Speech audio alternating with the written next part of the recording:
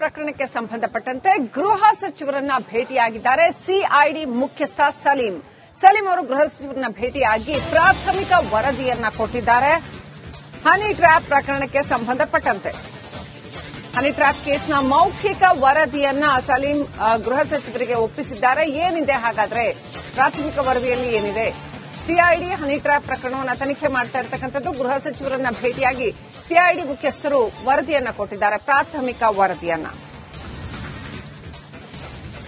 Honey trap ಕೇಸ್ನಲ್ಲಿ ರಾಜಣ್ಣ ಆಪ್ತರನ್ನ ವಿಚಾರಣೆಗೆ ಒಳಪಡಿಸಿದ್ದಾರೆ. 5 ರಾಜಣ್ಣ ಆಪ್ತರನ್ನ ವಿಚಾರಣೆಗೆ ಒಳಪಡಿಸಿದ್ದಾರೆ. ವಿಚಾರಣೆ ವೇಳೆ ಯಾವುದೇ ಸುಳಿವು ಸಿಕ್ಕಿಲ್ಲ,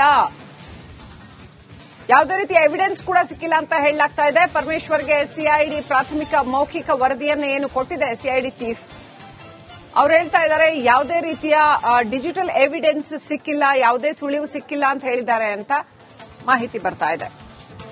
ಹಾಗಾದ್ರೆ ಏನಾಗುತ್ತೆ ಹನಿ ಟ್ರ್ಯಾಪ್ ಕೇಸ್?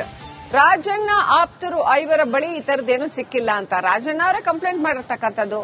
ರಾಜಣ್ಣ ಆಪ್ತರನ್ನ ಮಾತ್ರ ವಿಚಾರಣೆಗೆ ಒಳಪಡಿಸಿದ್ರೆ ಏನ್ ಗೊತ್ತಾಗುತ್ತೆ?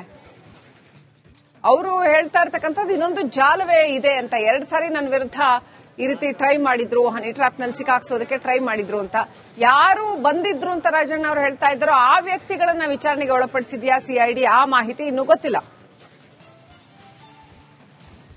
ಇನ್ನಷ್ಟು ಅಪ್ಡೇಟ್ ಪಡ್ಕೊಳ್ಳೋಣ ಈ ವಿಚಾರವಾಗಿ. ನಮ್ಮ ಪ್ರತಿನಿಧಿ ವಿಜಯ್ ಜುನ್ನಳ್ಳಿ ಲೈವ್ ಕನೆಕ್ಟ್ ಆಗಿದ್ದಾರೆ. ವಿಜಯ್, ಏನಾಗುತ್ತೆ ಹನಿ ಟ್ರ್ಯಾಪ್ ಕೇಸ್ ಅನ್ನುವಂತಹ ಕುತೂಹಲ, ಅನುಮಾನ ಮೂಡ್ತಾ ಇದೆ. ಯಾಕಂತಂದ್ರೆ ರಾಜಣ್ಣ ಆಪ್ತರನ್ನ 5 ಸಿಐಡಿ ವಿಚಾರಣೆಗೆ ಒಳಪಡಿಸಿದೆ ಅಂತ ಹೇಳಲಾಗ್ತಾ ಇದೆ.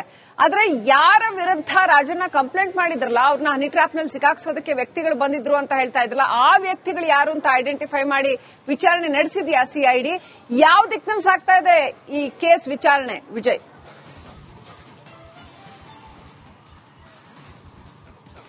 ಶ್ರೀಲಕ್ಷ್ಮಿ, ಹನಿ ಟ್ರ್ಯಾಪ್ ಪ್ರಕರಣ ಹಳ್ಳ ಹಿಡಿಯುತ್ತಾ ಅನ್ನೋಂಥದ್ದು ಅಥವಾ ಇಷ್ಟಕ್ಕೆ ಕೂಡ ದೂರನ್ನ ಕೊಟ್ಟು ಪ್ರಾಥಮಿಕ ವರದಿ ನಂತರ ಕೂಡ ಕೇಸು ಸಂಪೂರ್ಣವಾಗಿ ಕ್ಲೋಸ್ ಆಗುತ್ತಾ ಅನ್ನೋಂಥ ಅನುಮಾನಗಳು, ಚರ್ಚೆಗಳು ಕಾಂಗ್ರೆಸ್ ಪಕ್ಷದಲ್ಲೇ ಕೂಡ ಶುರುವಾಗಿರುವಂತದ್ದು. ಯಾಕೆ ಅಂತಂದ್ರೆ ಮೊದಲು ಆರಂಭದಲ್ಲಿ ಸದನದಲ್ಲಿ ಮಾತಾಡಿದ ನಂತರ ಮಾತಾಡಿದ ಬಳಿಕ ಕೊಟ್ಟಂತ ಹೇಳಿಕೆಗಳನ್ನ ನೋಡಿದ್ರೆ ಎಲ್ಲೋ ಒಂದ್ ಕಡೆ ಒಂದ್ ರೀತಿಯಲ್ಲಿ ಒಂದಷ್ಟು ವಿಭಿನ್ನ ಹೇಳಿಕೆಯನ್ನು ಕೊಡ್ತಾ ಇರುವಂತದ್ದು. ಮೊದಲು ಸಂಪೂರ್ಣ ಸಾಕ್ಷಿ ಇದೆ ಅಂತ ರಾಜಣ್ಣ ಅವರು ಸದನದಲ್ಲಿ ಕೂಡ ಹೇಳಿದ್ರು. ಅದಾದ ಬಳಿಕ ಹನಿ ಟ್ರ್ಯಾಪ್ ಸಂಬಂಧಪಟ್ಟಂತೆ ಬಳಿಕ ಸಾಕ್ಷಿ ಇಲ್ಲ ಅಂತ ಹೇಳೋ ಮೂಲಕ ಅಲ್ಲಿಗೆ ಪ್ರಕರಣವನ್ನ ಅರ್ಧ ಕ್ಲೋಸ್ ಮಾಡಿದ್ರು. ಅದು ಸಾಕ್ಷಿ ಇಲ್ಲ ಅಂತ ಹೇಳಿದ್ ಯಾವಾಗ? ಸದನದಲ್ಲಿ ಈ ವಿಚಾರ ಖುದ್ದು ರಾಜಣ್ಣ ಅವರು ಪ್ರಸ್ತಾಪ ಮಾಡಿ ಅದಾದ ನಂತರ ಸಾಕ್ಷಿ ಇದೆ ಅಂತ ಹೇಳಿದ ನಂತರ ಸುಮಾರು 4-5 ದಿನಗಳ ಬಳಿಕ ಹೊರಗಡೆ ಸದನ ಮುಗಿದ ಬಳಿಕ 5-6 ದಿನಗಳ ಬಳಿಕ ನನ್ನ ಬಳಿ ಸಾಕ್ಷಿ ಇಲ್ಲ ಅಂತ ಹೇಳಿದ್ರು.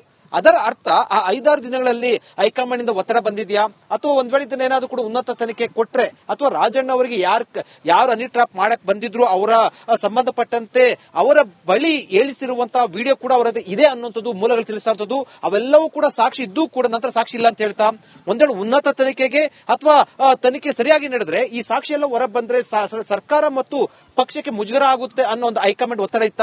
ಇದೆಲ್ಲದರ ನಡುವೆ ರಾಜಣ್ಣ ಕೊಟ್ಟಿರುವಂತಹ ಸಾಕ್ಷಿ ಇಲ್ಲ ಅಂತ ಹೇಳಿಕೆ ನಂತರ ಸಿಐಡಿ ಯಾವ ರೀತಿಯ ತನಿಖೆ ಮಾಡುತ್ತೆ? ಯಾರೊಂದು ಗೊತ್ತಿಲ್ಲ, ಯಾವ್ದೊಂದು ಬ್ಲೂ ಜೀನ್ಸ್ ಹಾಕೊಂಡು ಬಂದಿದ್ರು ಅಂತ ಹೇಳಿದ್ರು ಒಂದು ಹುಡುಗಿ. ಅದಾದ ನಂತರ ಸಿಸಿಟಿವಿ ಮನೆ ಬಳಿ ಇರ್ಲಿಲ್ಲ, ಸಾಕ್ಷಿ ಇಲ್ಲ ಅಂತ ಹೇಳಿದ್ರು. ಕೇಸ್ ಹಂಗಾರೆ ಎಲ್ಲಿಗೆ ಹೋಗುತ್ತೆ ಅನ್ನೋಂಥದ್ದು ಊಹೆ ಮಾಡುವಷ್ಟರ ಪ್ರಕರಣಕ್ಕೆ ಸಂಬಂಧಪಟ್ಟಂತೆ ಗೃಹ ಸಚಿವರನ್ನ ಭೇಟಿಯಾಗಿದ್ದಾರೆ ಸಿಐಡಿ ಮುಖ್ಯಸ್ಥ ಸಲೀಂ ಅವರು ಗೃಹ ಸಚಿವರನ್ನ ಭೇಟಿಯಾಗಿ ಪ್ರಾಥಮಿಕ ವರದಿಯನ್ನ ಕೊಟ್ಟಿದ್ದಾರೆ. ಹನಿ ಟ್ರ್ಯಾಪ್ ಪ್ರಕರಣಕ್ಕೆ ಸಂಬಂಧಪಟ್ಟಂತೆ ಹನಿ ಟ್ರ್ಯಾಪ್ ಕೇಸ್ನ ಮೌಖಿಕ ವರದಿಯನ್ನ ಸಲೀಂ ಗೃಹ ಸಚಿವರಿಗೆ ಒಪ್ಪಿಸಿದ್ದಾರೆ. ಏನಿದೆ ಹಾಗಾದ್ರೆ ಪ್ರಾಥಮಿಕ ವರದಿಯಲ್ಲಿ ಏನಿದೆ? ಸಿಐಡಿ ಹನಿ ಟ್ರ್ಯಾಪ್ ಪ್ರಕರಣವನ್ನು ತನಿಖೆ ಮಾಡ್ತಾ ಇರತಕ್ಕಂಥದ್ದು. ಗೃಹ ಸಚಿವರನ್ನ ಭೇಟಿಯಾಗಿ ಸಿಐಡಿ ಮುಖ್ಯಸ್ಥರು ವರದಿಯನ್ನ ಕೊಟ್ಟಿದ್ದಾರೆ, ಪ್ರಾಥಮಿಕ ವರದಿಯನ್ನ. ಹನಿ ಟ್ರ್ಯಾಪ್ ಕೇಸ್ನಲ್ಲಿ ರಾಜಣ್ಣ ಆಪ್ತರನ್ನ ವಿಚಾರಣೆಗೆ ಒಳಪಡಿಸಿದ್ದಾರೆ. 5 ರಾಜಣ್ಣ ಆಪ್ತರನ್ನ ವಿಚಾರಣೆಗೆ ಒಳಪಡಿಸಿದ್ದಾರೆ. ವಿಚಾರಣೆ ವೇಳೆ ಯಾವುದೇ ಸುಳಿವು ಸಿಕ್ಕಿಲ್ಲ, ಯಾವುದೇ ರೀತಿಯ ಎವಿಡೆನ್ಸ್ ಕೂಡ ಸಿಕ್ಕಿಲ್ಲ ಅಂತ ಹೇಳಲಾಗ್ತಾ ಇದೆ. ಪರಮೇಶ್ವರ್ಗೆ ಸಿಐಡಿ ಪ್ರಾಥಮಿಕ ಮೌಖಿಕ ವರದಿಯನ್ನು ಏನು ಕೊಟ್ಟಿದೆ ಸಿಐಡಿ ಚೀಫ್, ಅವ್ರು ಹೇಳ್ತಾ ಇದ್ದಾರೆ ಯಾವುದೇ ರೀತಿಯ ಡಿಜಿಟಲ್ ಎವಿಡೆನ್ಸ್ ಸಿಕ್ಕಿಲ್ಲ, ಯಾವುದೇ ಸುಳಿವು ಸಿಕ್ಕಿಲ್ಲ ಅಂತ ಹೇಳಿದ್ದಾರೆ ಅಂತ ಮಾಹಿತಿ ಬರ್ತಾ ಇದೆ. ಹಾಗಾದ್ರೆ ಏನಾಗುತ್ತೆ ಹನಿ ಟ್ರ್ಯಾಪ್ ಕೇಸ್? ರಾಜಣ್ಣ ಆಪ್ತರು 5 ಬಳಿ ಈ ತರದ್ದೇನು ಸಿಕ್ಕಿಲ್ಲ ಅಂತ ರಾಜಣ್ಣ ಅವರೇ ಕಂಪ್ಲೇಂಟ್ ಮಾಡಿರ್ತಕ್ಕಂಥದ್ದು. ರಾಜಣ್ಣ ಆಪ್ತರನ್ನ ಮಾತ್ರ ವಿಚಾರಣೆಗೆ ಒಳಪಡಿಸಿದ್ರೆ ಏನ್ ಗೊತ್ತಾಗುತ್ತೆ? ಅವರು ಹೇಳ್ತಾ ಇರ್ತಕ್ಕಂಥದ್ದು ಇನ್ನೊಂದು ಜಾಲವೇ ಇದೆ ಅಂತ. 2 ಸಾರಿ ನನ್ನ ವಿರುದ್ಧ ಈ ರೀತಿ ಟ್ರೈ ಮಾಡಿದ್ರು, ಹನಿ ಟ್ರಾಪ್ ನಲ್ಲಿ ಸಿಕ್ಕಾಕ್ಸೋದಕ್ಕೆ ಟ್ರೈ ಮಾಡಿದ್ರು ಅಂತ. ಯಾರು ಬಂದಿದ್ರು ಅಂತ ರಾಜಣ್ಣ ಅವರು ಹೇಳ್ತಾ ಇದ್ರು, ಆ ವ್ಯಕ್ತಿಗಳನ್ನ ವಿಚಾರಣೆಗೆ ಒಳಪಡಿಸಿದ್ಯಾ ಸಿಐಡಿ, ಆ ಮಾಹಿತಿ ಇನ್ನೂ ಗೊತ್ತಿಲ್ಲ. ಇನ್ನಷ್ಟು ಅಪ್ಡೇಟ್ ಪಡ್ಕೊಳ್ಳೋಣ ಈ ವಿಚಾರವಾಗಿ. ನಮ್ಮ ಪ್ರತಿನಿಧಿ ವಿಜಯ್ ಜುನ್ನಳ್ಳಿ ಲೈವ್ ಕನೆಕ್ಟ್ ಆಗಿದ್ದಾರೆ. ವಿಜಯ್, ಏನಾಗುತ್ತೆ ಹನಿ ಟ್ರ್ಯಾಪ್ ಕೇಸ್ ಅನ್ನುವಂತಹ ಕುತೂಹಲ, ಅನುಮಾನ ಮೂಡ್ತಾ ಇದೆ. ಯಾಕಂತಂದ್ರೆ ರಾಜಣ್ಣ ಆಪ್ತರನ್ನ 5 ಸಿಐಡಿ ವಿಚಾರಣೆಗೆ ಒಳಪಡಿಸಿದೆ ಅಂತ ಹೇಳಲಾಗ್ತಾ ಇದೆ. ಆದ್ರೆ ಯಾರ ವಿರುದ್ಧ ರಾಜಣ್ಣ ಕಂಪ್ಲೇಂಟ್ ಮಾಡಿದ್ರಲ್ಲ, ಅವ್ರನ್ನ ಹನಿ ಟ್ರ್ಯಾಪ್ ನಲ್ಲಿ ಸಿಕ್ಕಾಕ್ಸೋದಕ್ಕೆ ವ್ಯಕ್ತಿಗಳು ಬಂದಿದ್ರು ಅಂತ ಹೇಳ್ತಾ ಇದ್ರಲ್ಲ, ಆ ವ್ಯಕ್ತಿಗಳು ಯಾರು ಅಂತ ಐಡೆಂಟಿಫೈ ಮಾಡಿ ವಿಚಾರಣೆ ನಡೆಸಿದ್ಯಾ ಸಿಐಡಿ? ಯಾವ ದಿಕ್ಕಿನಲ್ಲಿ ಸಾಗ್ತಾ ಇದೆ ಈ ಕೇಸ್ ವಿಚಾರಣೆ ವಿಜಯ್?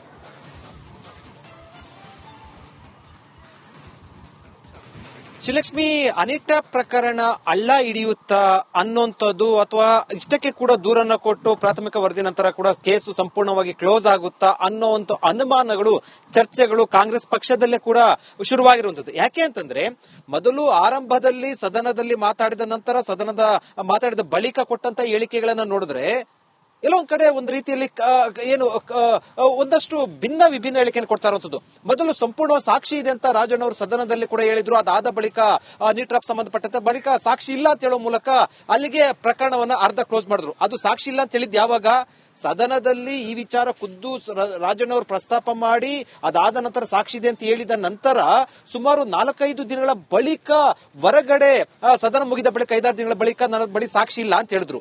ಅದರ ಅರ್ಥ ಆ 5-6 ದಿನಗಳಲ್ಲಿ ಹೈಕಮಾಂಡ್ ಇಂದ ಒತ್ತಡ ಬಂದಿದ್ಯಾ, ಅಥವಾ ಒಂದ್ ವೇಳೆ ಇದನ್ನೇನಾದ್ರೂ ಕೂಡ ಉನ್ನತ ತನಿಖೆ ಕೊಟ್ರೆ, ಅಥವಾ ರಾಜಣ್ಣ ಅವರಿಗೆ ಯಾರು ಹನಿ ಟ್ರ್ಯಾಪ್ ಮಾಡಕ್ ಬಂದಿದ್ರು ಅವರ ಸಂಬಂಧಪಟ್ಟಂತೆ ಅವರ ಬಳಿ ಹೇಳಿಸಿರುವಂತಹ ವಿಡಿಯೋ ಕೂಡ ಅವರದ್ದು ಇದೆ ಅನ್ನುವಂಥದ್ದು ಮೂಲಗಳು ತಿಳಿಸುವಂಥದ್ದು. ಅವೆಲ್ಲವೂ ಕೂಡ ಸಾಕ್ಷಿ ಇದ್ದು ಕೂಡ ನಂತರ ಸಾಕ್ಷಿ ಇಲ್ಲ ಅಂತ ಹೇಳ್ತಾ ಒಂದ್ ವೇಳೆ ಉನ್ನತ ತನಿಖೆಗೆ ಅಥವಾ ತನಿಖೆ ಸರಿಯಾಗಿ ನಡೆದ್ರೆ ಈ ಸಾಕ್ಷಿ ಎಲ್ಲ ಹೊರ ಬಂದ್ರೆ ಸರ್ಕಾರ ಮತ್ತು ಪಕ್ಷಕ್ಕೆ ಮುಜುಗರ ಆಗುತ್ತೆ ಅನ್ನೋ ಒಂದು ಹೈಕಮಾಂಡ್ ಒತ್ತಡ ಇತ್ತ. ಇದೆಲ್ಲದರ ನಡುವೆ ರಾಜಣ್ಣ ಕೊಟ್ಟಿರುವಂತಹ ಸಾಕ್ಷಿ ಇಲ್ಲ ಅಂತ ಹೇಳಿಕೆ ನಂತರ ಸಿಐಡಿ ಯಾವ ರೀತಿಯ ತನಿಖೆ ಮಾಡುತ್ತೆ, ಯಾರೊಂದು ಗೊತ್ತಿಲ್ಲ, ಯಾವ್ದೊಂದು ಬ್ಲೂ ಜೀನ್ಸ್ ಹಾಕೊಂಡು ಬಂದಿದ್ರು ಅಂತ ಹೇಳಿದ್ರು ಒಂದು ಹುಡುಗಿ. ಅದಾದ ನಂತರ ಸಿಸಿಟಿವಿ ಮನೆ ಬಳಿ ಇರ್ಲಿಲ್ಲ, ಸಾಕ್ಷಿ ಇಲ್ಲ ಅಂತ ಹೇಳಿದ್ರು. ಕೇಸ್ ಹಂಗಾರೆ ಎಲ್ಲಿಗೆ ಹೋಗುತ್ತೆ ಅನ್ನೋಂಥದ್ದು ಊಹೆ ಮಾಡುವಷ್ಟರ. ಪ್ರಕರಣಕ್ಕೆ ಸಂಬಂಧಪಟ್ಟಂತೆ ಗೃಹ ಸಚಿವರನ್ನ ಭೇಟಿಯಾಗಿದ್ದಾರೆ ಸಿಐಡಿ ಮುಖ್ಯಸ್ಥ ಸಲೀಂ ಅವರು. ಗೃಹ ಸಚಿವರನ್ನ ಭೇಟಿಯಾಗಿ ಪ್ರಾಥಮಿಕ ವರದಿಯನ್ನ ಕೊಟ್ಟಿದ್ದಾರೆ ಹನಿ ಟ್ರ್ಯಾಪ್ ಪ್ರಕರಣಕ್ಕೆ ಸಂಬಂಧಪಟ್ಟಂತೆ. ಹನಿ ಟ್ರ್ಯಾಪ್ ಕೇಸ್ನ ಮೌಖಿಕ ವರದಿಯನ್ನ ಸಲೀಂ ಗೃಹ ಸಚಿವರಿಗೆ ಒಪ್ಪಿಸಿದ್ದಾರೆ. ಏನಿದೆ ಹಾಗಾದ್ರೆ ಪ್ರಾಥಮಿಕ ವರದಿಯಲ್ಲಿ ಏನಿದೆ? ಸಿಐಡಿ ಹನಿ ಟ್ರ್ಯಾಪ್ ಪ್ರಕರಣವನ್ನು ತನಿಖೆ ಮಾಡ್ತಾ ಇರತಕ್ಕಂಥದ್ದು. ಗೃಹ ಸಚಿವರನ್ನ ಭೇಟಿಯಾಗಿ ಸಿಐಡಿ ಮುಖ್ಯಸ್ಥರು ವರದಿಯನ್ನ ಕೊಟ್ಟಿದ್ದಾರೆ, ಪ್ರಾಥಮಿಕ ವರದಿಯನ್ನ. ಹನಿ ಟ್ರ್ಯಾಪ್ ಕೇಸ್ನಲ್ಲಿ ರಾಜಣ್ಣ ಆಪ್ತರನ್ನ ವಿಚಾರಣೆಗೆ ಒಳಪಡಿಸಿದ್ದಾರೆ. 5 ರಾಜಣ್ಣ ಆಪ್ತರನ್ನ ವಿಚಾರಣೆಗೆ ಒಳಪಡಿಸಿದ್ದಾರೆ. ವಿಚಾರಣೆ ವೇಳೆ ಯಾವುದೇ ಸುಳಿವು ಸಿಕ್ಕಿಲ್ಲ, ಯಾವುದೇ ರೀತಿಯ ಎವಿಡೆನ್ಸ್ ಕೂಡ ಸಿಕ್ಕಿಲ್ಲ ಅಂತ ಹೇಳಲಾಗ್ತಾ ಇದೆ. ಪರಮೇಶ್ವರ್ಗೆ ಸಿಐಡಿ ಪ್ರಾಥಮಿಕ ಮೌಖಿಕ ವರದಿಯನ್ನು ಏನು ಕೊಟ್ಟಿದೆ ಸಿಐಡಿ ಚೀಫ್, ಅವ್ರು ಹೇಳ್ತಾ ಇದ್ದಾರೆ ಯಾವುದೇ ರೀತಿಯ ಡಿಜಿಟಲ್ ಎವಿಡೆನ್ಸ್ ಸಿಕ್ಕಿಲ್ಲ, ಯಾವುದೇ ಸುಳಿವು ಸಿಕ್ಕಿಲ್ಲ ಅಂತ ಹೇಳಿದ್ದಾರೆ ಅಂತ ಮಾಹಿತಿ ಬರ್ತಾ ಇದೆ. ಹಾಗಾದ್ರೆ ಏನಾಗುತ್ತೆ ಹನಿ ಟ್ರ್ಯಾಪ್ ಕೇಸ್? ರಾಜಣ್ಣ ಆಪ್ತರು 5 ಬಳಿ ಈ ತರದ್ದೇನು ಸಿಕ್ಕಿಲ್ಲ ಅಂತ ರಾಜಣ್ಣ ಅವರೇ ಕಂಪ್ಲೇಂಟ್ ಮಾಡಿರ್ತಕ್ಕಂಥದ್ದು. ರಾಜಣ್ಣ ಆಪ್ತರನ್ನ ಮಾತ್ರ ವಿಚಾರಣೆಗೊಳಪಡಿಸಿದ್ರೆ ಏನು ಗೊತ್ತಾಗತ್ತೆ? ಅವರು ಹೇಳ್ತಾ ಇರ್ತಕ್ಕಂಥದ್ದು ಇದೊಂದು ಜಾಲವೇ ಇದೆ ಅಂತ. 2 ಸಾರಿ ನನ್ನ ವಿರುದ್ಧ ಈ ರೀತಿ ಟ್ರೈ ಮಾಡಿದ್ರು, ಹನಿ ಟ್ರ್ಯಾಪ್ ನಲ್ಲಿ ಸಿಕ್ಕಾಕ್ಸೋದಕ್ಕೆ ಟ್ರೈ ಮಾಡಿದ್ರು ಅಂತ. ಯಾರು ಬಂದಿದ್ರು ಅಂತ ರಾಜಣ್ಣ ಅವರು ಹೇಳ್ತಾ ಇದ್ರು, ಆ ವ್ಯಕ್ತಿಗಳನ್ನ ವಿಚಾರಣೆಗೆ ಒಳಪಡಿಸಿದ್ಯಾ ಸಿಐಡಿ, ಆ ಮಾಹಿತಿ ಇನ್ನೂ ಗೊತ್ತಿಲ್ಲ. ಇನ್ನಷ್ಟು ಅಪ್ಡೇಟ್ ಪಡ್ಕೊಳ್ಳೋಣ ಈ ವಿಚಾರವಾಗಿ. ನಮ್ಮ ಪ್ರತಿನಿಧಿ ವಿಜಯ್ ಜುನ್ನಳ್ಳಿ ಲೈವ್ ಕನೆಕ್ಟ್ ಆಗಿದ್ದಾರೆ. ವಿಜಯ್, ಏನಾಗುತ್ತೆ ಹನಿ ಟ್ರ್ಯಾಪ್ ಕೇಸ್ ಅನ್ನುವಂತಹ ಕುತೂಹಲ, ಅನುಮಾನ ಮೂಡ್ತಾ ಇದೆ. ಯಾಕಂತಂದ್ರೆ ರಾಜಣ್ಣ ಆಪ್ತರನ್ನ 5 ಸಿಐಡಿ ವಿಚಾರಣೆಗೆ ಒಳಪಡಿಸಿದೆ ಅಂತ ಹೇಳಲಾಗ್ತಾ ಇದೆ. ಆದ್ರೆ ಯಾರ ವಿರುದ್ಧ ರಾಜಣ್ಣ ಕಂಪ್ಲೇಂಟ್ ಮಾಡಿದ್ರಲ್ಲ, ಅವ್ರನ್ನ ಹನಿ ಟ್ರ್ಯಾಪ್ ನಲ್ಲಿ ಸಿಕ್ಕಾಕ್ಸೋದಕ್ಕೆ ವ್ಯಕ್ತಿಗಳು ಬಂದಿದ್ರು ಅಂತ ಹೇಳ್ತಾ ಇದ್ರಲ್ಲ, ಆ ವ್ಯಕ್ತಿಗಳು ಯಾರು ಅಂತ ಐಡೆಂಟಿಫೈ ಮಾಡಿ ವಿಚಾರಣೆ ನಡೆಸಿದ್ಯಾ ಸಿಐಡಿ? ಯಾವ ದಿಕ್ಕಿನಲ್ಲಿ ಸಾಗ್ತಾ ಇದೆ ಈ ಕೇಸ್ ವಿಚಾರಣೆ ವಿಜಯ್?